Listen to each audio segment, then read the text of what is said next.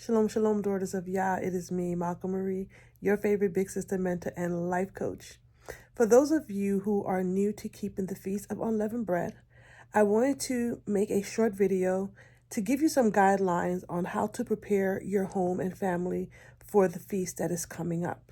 Unleavened bread is a feast day that Yahweh has commanded us in Leviticus chapter 23.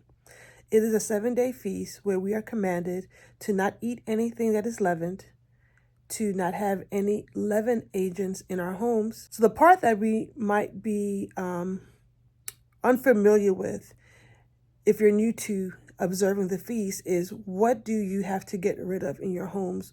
What do you need to avoid while you're out and about in the community? A short answer for that is anything that is leavened. Now, that might appear to be obvious, right? You can see a cake has been leavened. You know, bread has been leavened. You know, a cookie has been leavened.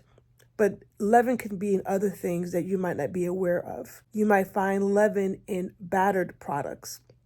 So you might think that, okay, I can eat these battered chicken tenders, but that batter might have baking powder or baking soda in it for whatever reason. This season really is not the season to be eating out, if possible. This really is the season where you are being meticulous with the things that you are preparing, what you're eating. And the easiest way to do that is to just eat at home. In your home, what you're looking for. Now, my process of preparing for the feast is usually I will empty out my cabinets, wipe everything down. But things that have leavening agents in it, I leave on my counter. And that's to give us a visual reminder that this is something I want to use up, we want to go ahead and eat up, or we want to end up just donating. So that's where I would have, cake mix, yeast packets, crackers, cookies, whatever we might have in the home. Fridge I clean out maybe a week before the feast. Make sure, I'm taking everything out that needs to be thrown out, and then I will do a final check right before the feast, right before the, during like on Passover day, I will go and do a double check of the fridge. Another key to preparing for this feast day is not buying things that you know that you're not going to consume before unleavened bread comes, so you don't have to have that waste of throwing it out. So I begin to be mindful that I'm not buying any more yeast. I'm not buying any more breadcrumbs. Anything that I know I won't finish, I begin to make I begin to make adjustments in my shopping. Simple things that you want to be looking for as you're checking your cabinets. You want to obviously, like I said, get rid of anything that obviously has been leavened, like cookies and cake and bread and biscuits and whatever else you might have. But is there other things that you might not be aware of where lurks leavening? Like, for example, wraps, food wraps. They're thin and you might think, well, this is a thin bread. It doesn't have any leaven in it. Most products like that would have some kind of dough conditioner to make it soft. And that might come in the form of baking powder or baking soda. So you'd have to check your wraps and get rid of that. So you're looking for any kind of leavening agent in your cans, in your freezer, in your cabinets, and getting those out. Then you're looking for the actual products. Like if you have a box of baking soda, you need to get rid of that. If you have a container of yeast, you need to get rid of that because those are leavening agents. It's not a leavened product, but it can leaven. And that's what the commandment is, that there should be no leaven. And when I say leaven, I'm talking about edible leaven. You would not need to, and there's people have different opinions, you would not need to get rid of toothpaste with baking soda in it because that is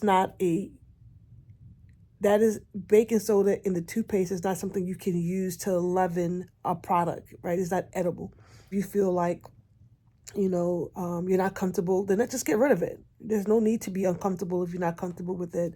But when you think about the intent of the commandment, it is we are not to have the items that can leaven, and we cannot have the products that have been leavened, and we have to eat what is unleavened.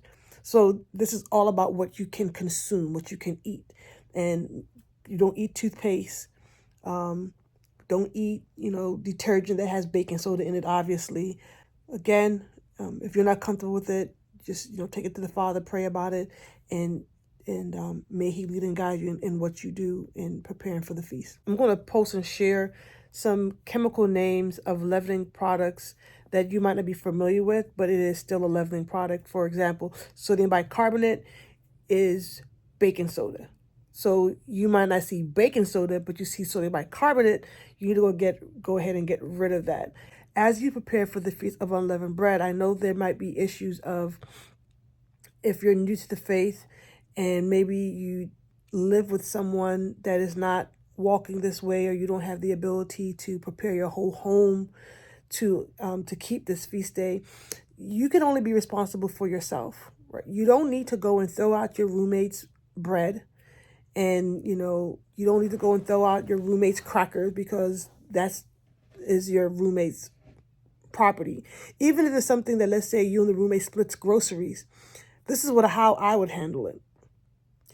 Let's say I'm sharing my kitchen with, could be just your family or a roommate, and you all bought the groceries together, and that's part of that loaf of bread is your loaf of bread, but unleavened bread, and you're not going to eat from that loaf of bread. And let's say that loaf of bread is still there after the feast. I still would not go back and eat that loaf of bread, because that was something that I put away from myself for 7 days. It's like you don't want to save up, the product so you can have afterwards if it's in your home. That's for my conscience sake, right? Because I don't want to feel like I'm just, still getting pleasure from the thing that I was supposed to have during these 7 days.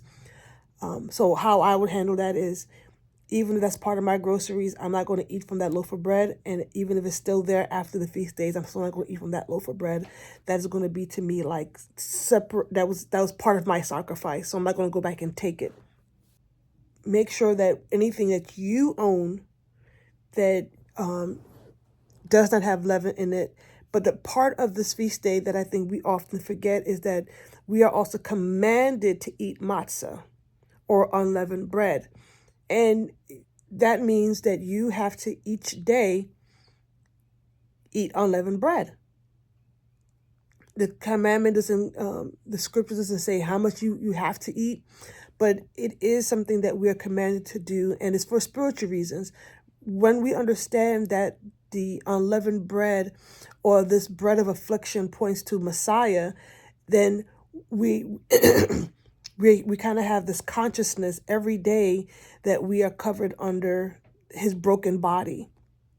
And we are reminded of humility, and we're reminded of everything that leaven represents. In the scriptures, it talk about leaven being false doctrine and hypocrisy and pride and sin. That this is these 7 days are a time of self-reflection, and what we don't want to forget is who we're trying to become. And we're trying to become like Mashiach. We're trying to walk in humility. We're trying to walk with not being practitioners of sin. And so even though you might not be able to control your entire environment, you can control that part of making sure that you are eating unleavened bread. And that's easy. Go to the supermarket, buy a box of matzah. If you like, try a recipe to make matzah. It's pretty simple. It's flour, water, salt, and butter. You could put butter in it, and try your hand at that. Even as we go through these guidelines and be mindful of these guidelines, we want to keep in mind what Paul said in 1 Corinthians chapter 5, that we want to be a new lump. We don't want to keep the same feast with malice and strife. This is a time of heart change, heart reflection, searching ourselves for the hidden sins within us, and bringing that to the Father, and being purified by the precious blood of Messiah, and being intentional in walking in the newness of the life, and the holiness, and just everything that he gives us by staying in belief in him. So I hope that you enjoy your feast. I hope that it is something that Abba fills with introspection and hope and a renewal. And if you have any questions, go ahead and reach out to me and I will help you as much as I can. Until next time, it is me, Maka Marie, your favorite big sister, mentor, and life coach. Shalom, Queens.